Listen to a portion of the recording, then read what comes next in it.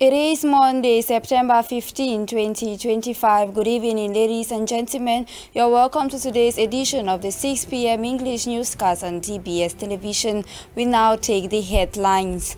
The Union for Change 2025 have selected ISSA BAKARY of the CNSF party as his consensus candidate. This coalition brings together a diverse array of parties, including Manidem, AFP, and UFDC, signaling a bold effort to present a unified front against the ruling powers. And this September 15 is set aside as International Democracy Day, a moment reflecting on the vital role democracy plays across the world. And those are top stories. Stay tuned. We will be right back.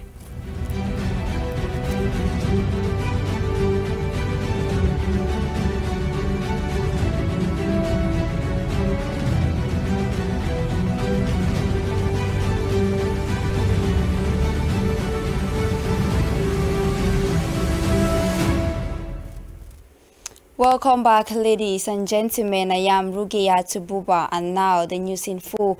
As you heard in our headlines, the opposition coalition Union for Change 2025 has chosen TCHIROMA BAKARY of the FSNC political party as its consensus candidate, uniting parties like Manidem, AFP, and UFDC. However, divisions remain within figures like BUBA Maigari of the NUDP party and Maurice CAMEROON are yet to commit. Vanessa Shio reports.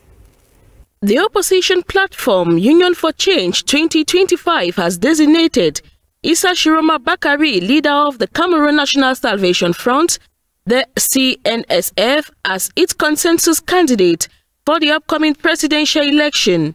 The initiative brings together parties such as Manidem, the Alliance of Progressive Forces, the Union of Democratic Forces in Cameroon, alongside some civil society actors.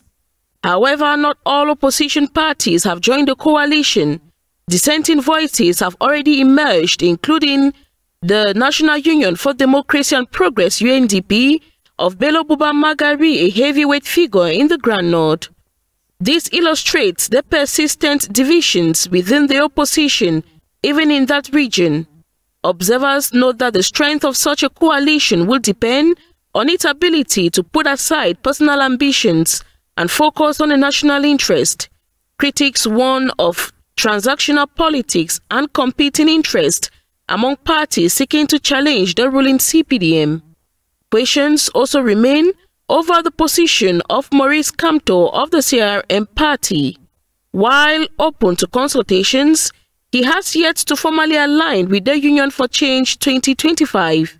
His eventual stance could weigh heavily on the dynamics of the opposition front.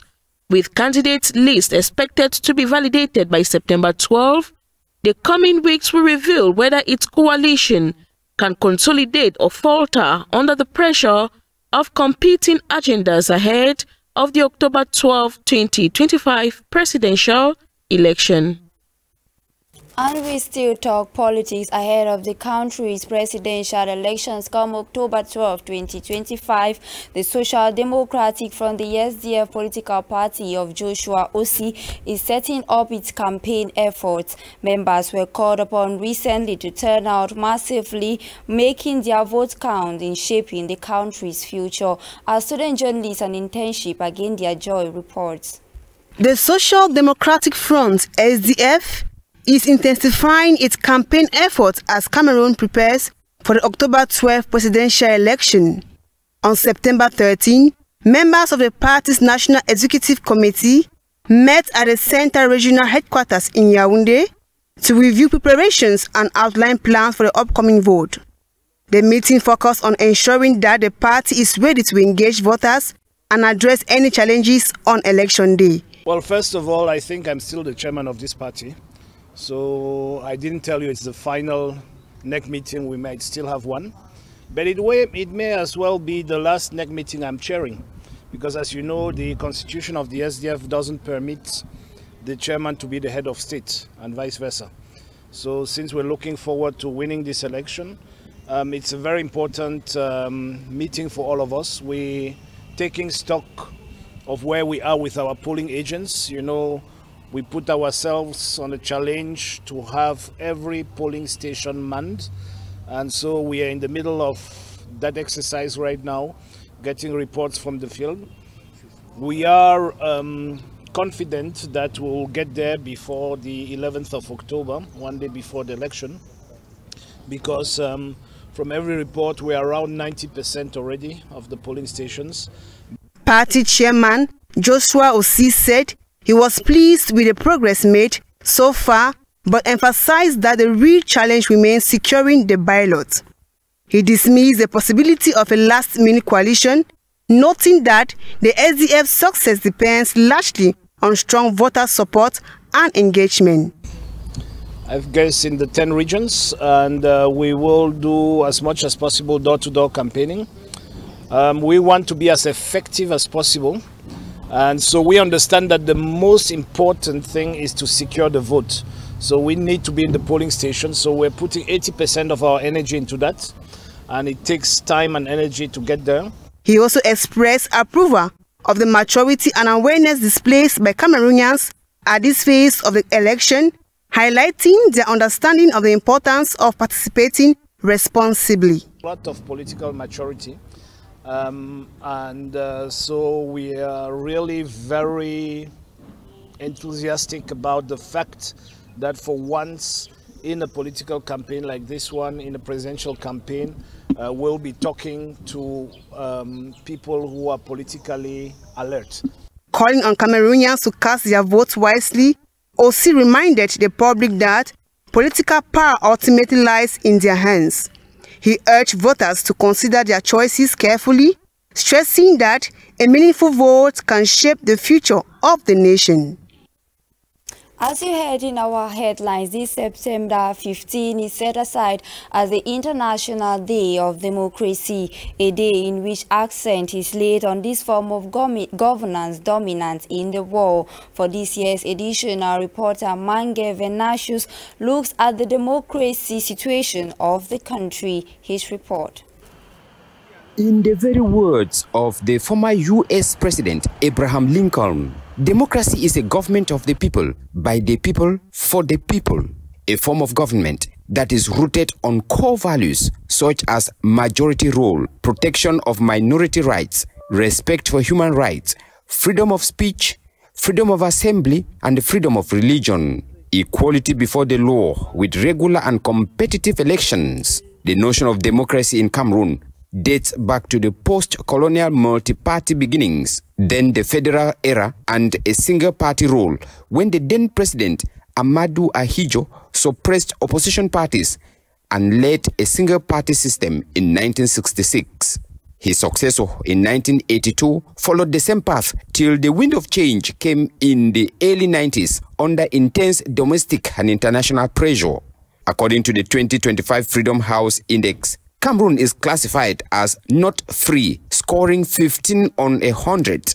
This ranking signals extensive political repression, limited civil liberties, and deep regional division, according to Freedom House Index. By this classification, Cameroon falls short of core democratic standards. As the world observed International Democracy Day on September 15th, this serves as a global call to promote, protect, and adapt democracy amid rapid technological changes and societal challenges. The new SDO for VINA is continuing his familiarization tour of his administrative units within his area of command. This weekend in Gaoundere, Donatien visited Nganha and Bay subdivision where he held talks with local authorities. Ashley Johnson with details. Gathered in Ganga to discuss essential social and economic issues, the new SDO of VINA met with local authorities and stakeholders. Discussions focus on development challenges, land issues and security concerns, particularly the phenomenon of kidnapping for ransom. We asked the traditional rulers to work with the administrative authorities, municipal authorities together so that they should keep away that phenomenon. And we likely acknowledge that surely some of our youth are combining with those bad people. Let them not be involved into that bad fashion. The meeting allowed the administrative authority to better understand the deep concerns and sincere aspirations of the population. By uniting hearts and working together in synergy and leveraging all available resources, we can achieve development we aspire to. We had the opportunity to explore the social landscape, and the outlook is overwhelmingly positive. During these reconnaissance visits to the two subdivisions, the importance of preserving social peace throughout the presidential and regional election processes was timely emphasized. The population of Tergal in the Douala 3 municipality have celebrated the success of its students for the 2024-2025 academic year thanks to the initiative of the association Tergalois Frères aimed at promoting education. Rachel Difonga participated in the ceremony and compiled the following for the 6 p.m. news. The population of Tergal in Douala 3 municipality came together over the weekend to honor students who successfully completed the 2024-2025 academic year. At its first edition, the initiative launched by the association, Tergalois Frères seeks to promote education, inspire excellence and provide young people with the tools they need to succeed. This year, our objective was to promote academic excellence and later to open a multimedia center for students of Tergal. As part of the celebration, school kits containing books, pencils, and pens were distributed to pupils to prepare them for the new year, while scholarships were awarded to recent high school graduates from Tergal. My advice to the younger ones is that they should work hard to become like those we awarded today. It was in the presence of traditional authorities, parents, and invitees that the ceremony unfolded, reflecting a strong sense of community support and pride. I am very happy about this initiative of helping students. I was awarded a scholarship to a private university, so I advise my younger ones to work harder. As you can see, this is an event that touches the hearts of parents. Education is the key to success, no matter what we do. This evening, we were grateful to Tergal Frères for thinking of the children of Tergal, from class 1 to upseat. Today, I am assisting the young sons of Tergal in giving gifts and books to the children of Tergal, especially scholarship. I am very, very happy because I know our community is growing. The event not only celebrated academic success, but also reaffirmed the community's commitment to investing in the youth, ensuring that education remains the cornerstone of Tergal's development. That was Rachel Difonga reporting. We now talk religion. The Union of Baptist Churches of Cameroon have handed out school kits to orphans, disabled and underprivileged students. They spread joy and encouragement through faith and community support in the nation's political capital, Yaoundé. Ashley Johnson reports. And parents in distress, accompanied by praises glorifying the Lord, made Sunday 14 September a day of joy.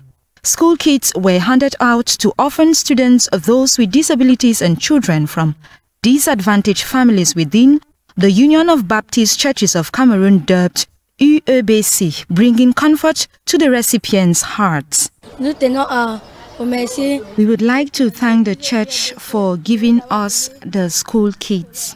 It's a blessing and I'm truly delighted. I'm very happy, and this supply will really help us throughout the 2025-2026 school year. May God be praised. The project, From Words to Deeds, thus brings the Holy Scriptures to life. Jesus' own life on earth, 7 as perfect illustration. En tant que théologienne praticienne, as a practicing theologian, I remember that Jesus, when he finished teaching the people around him, will move to action. He will give bread, give fish, heal and restore life. And this is the life that we want to give back to students in our community. And the gesture we made today helped bring a smile to these children's faces, and that motivates us. Un pasteur comblé. A fulfilled pastor, a joyful pastor, a happy pastor, because we've respected the program that Jesus himself left to us, which is that we give others food to eat. This demonstrates the solidarity that the church will exercise towards its own faithful. The second edition has concluded, and the colors of the next edition have already been announced, promising new features. Meanwhile, evangelism, God's heartbeat, remains at the heart of its mission. The Presbyterian Church in Cameroon, that is the PCC, is facing growing calls for reform. Meeting with the press over the weekend here in Douala, a group called Trust House is accusing church leaders of corruption, financial mismanagement and abandoning the church spiritual mission. There, Vanessa Shion participated at the ceremony and compiled the following. A group of Presbyterian Church Christians known as Truth House is once again raising alarm over the way the church is being run.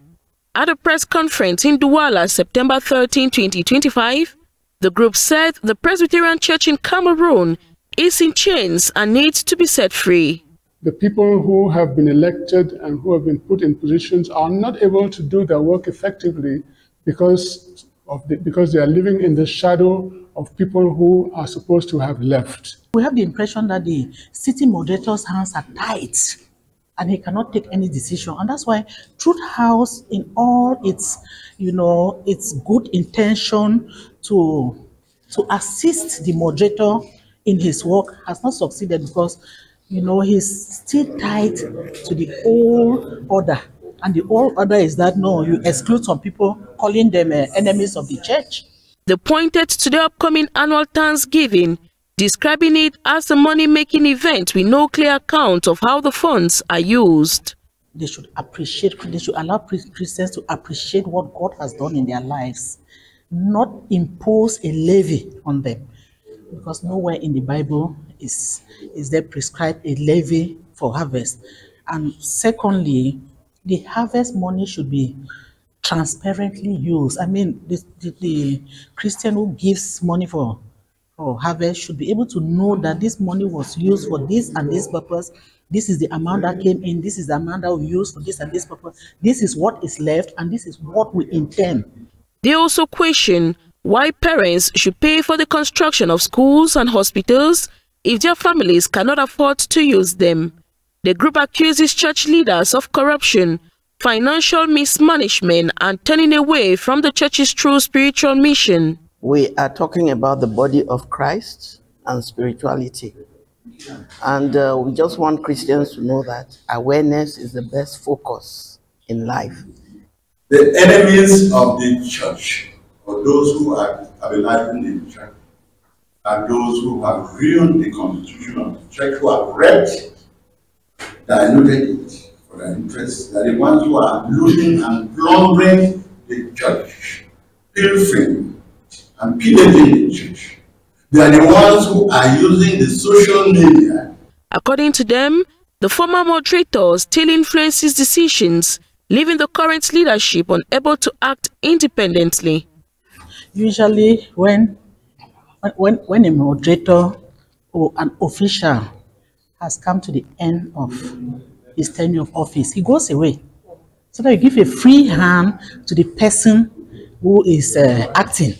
But if you look at the case of the Presbyterian Church, the outgoing moderator is everywhere where the sitting moderator is. And it's a problem, and then even when he comes to those occasions, he wears his own pectoral cross.